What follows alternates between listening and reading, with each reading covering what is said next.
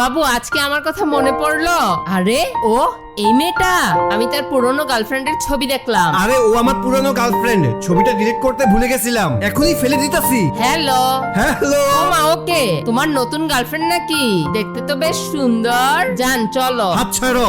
যা তোমরা থাকো, আমি গেলাম। আরে দোস্ত কি আর বলবো, তোর নতুন গার্লফ্রেন্ডের মেজাজ তো পুরাই খারাপ। তিতলির সাথে ওর তো তুলনাই হয় না। আরে ছেলেরা তো এমন একটা বউ চায় যে ঘরের কাজ করবে, সংসার সামলাবে। তিতলি তো বিদেশ থেকে ফিরেও তোর জন্য ওয়েট করছে, আর তোর নতুন গার্লফ্রেন্ড তো দেমাগেই বাঁচে না। নাটকের সেটে রোজ নতুন নতুন ছেলেদের সাথে ঢলাঢলি করে, কবে যে তোর কপালে সিংহ যাবে। আমার মনে হয় তিতলি তোর জন্য পারফেক্ট। দেখ তিতলি তোর জন্য একটা সারপ্রাইজ আনছে। আরে বাদ দে তো, ও সুখে থাকলেই আমি খুশি। তাহলে তো আমাকে কিছু করতেই হবে। এসব কি হচ্ছে? আমি এখনো যাই নাই, আর আমার সামনে অন্য মেয়ের সঙ্গে ঢলাঢলি। আমি কি মরে গেছি নাকি? আর তোরা ভদ্রলোকের মতো সেজেগুজে থাকিস, কিন্তু কাজ কাম কিছুই করিস না। গার্লফ্রেন্ড থাকতেও পুরনো প্রেমিকার সাথে ফষ্টি নষ্টি করস। তোদের মতো ছেলেদের তো বংশ লোপ পাওয়া উচিত। আরে আমরা তো জাস্ট মজা করতেছিলাম, তুমি এত সিরিয়াস হইতেছো কেন? আমি রাগ করি না, রাগ উঠলে সাথে সাথে শোধ তোলে নেই। তোরা ব্যাঙের মতো লাফাস, কিন্তু মানুষ কামড়াস না। এখন তো ময়লাও আলাদা করা হয়। তোদের মতো আবর্জনা এখনো কেন রাস্তায় ঘুরে বেড়াচ্ছে? জিজ্ঞেস করছে পরের বার তো তোর জাফত খেতে আসবো। কেন কিছু লোক আগামীকালে সূর্য দেখতে পায় না জানো? কারণ তাদের জীব বড্ড লম্বা। তুই কি ধরনের গার্লফ্রেন্ড পাইলি রে?